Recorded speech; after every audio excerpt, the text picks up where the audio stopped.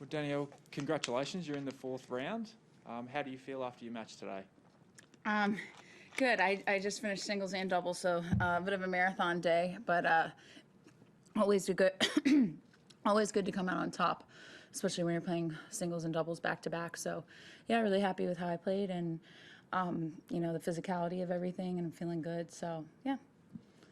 Do we have any other questions from in the room? Yeah. Congratulations, Danielle. Thanks. For singles especially, what was the key, do you think, to edging that one? Because it was very, very tight.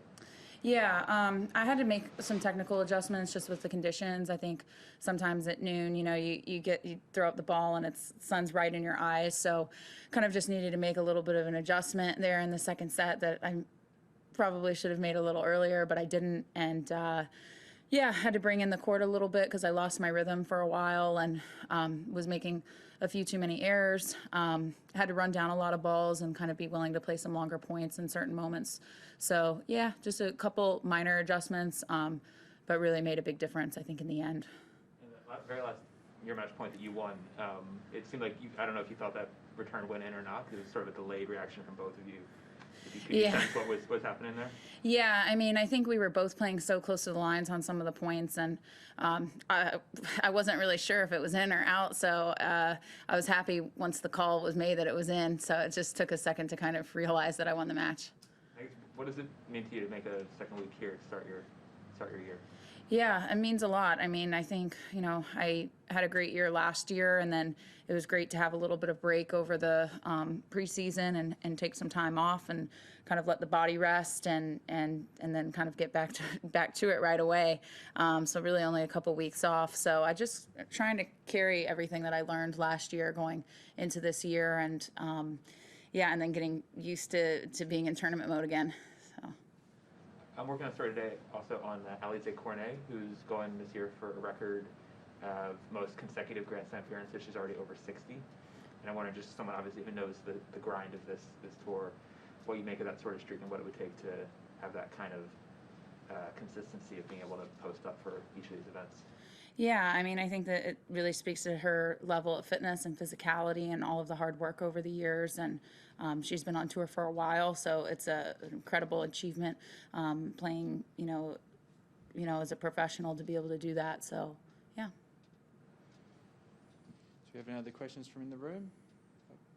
We'll move online now. Do we have any questions online? Yep, we'll go to Courtney from the WTA. Hey, Danielle, congrats on a successful day. With respect to making the adjustments and doing what you needed to do to get that win today, how pleased are you that aspect of your game has clicked in so quickly to start the year in terms of having the confidence to make the adjustments and then just really battling it out through the end there against an opponent that was playing incredibly well? Yeah, I mean, I think, the first couple matches into a tournament, especially without playing warm-up events, it's a little bit of trial and error, and I certainly gave myself a run for my money today, and especially with how Clara was playing. It's never ideal to be down a set in 4-2, but it was kind of like I either needed to make the adjustments or I was going to lose the match, and so I had to make that adjustment pretty quickly and really commit to it, and I think a little bit of luck got involved as well. So you mentioned in your everybody needs a little bit of luck.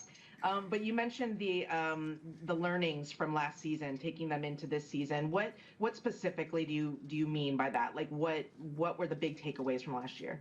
Yeah, I think last year, winning my first two events, I think it taught me how to win matches when I wasn't playing as well and not playing perfect tennis. Because I think it's easy to, go into a tournament and make quarterfinals or semifinals. Not easy, but you know what I mean.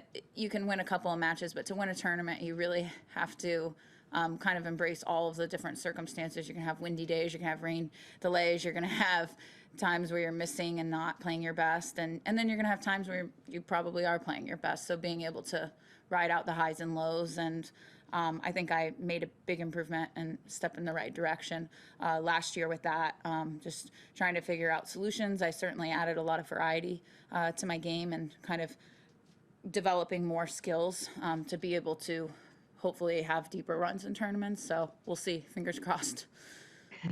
Absolutely. Just last question is just looking ahead to facing Elisa Mertens in the in the round of 16. Can you just talk about the challenges of playing her? And I'm guessing it's kind of a little bit of a different matchup than what you had to face today.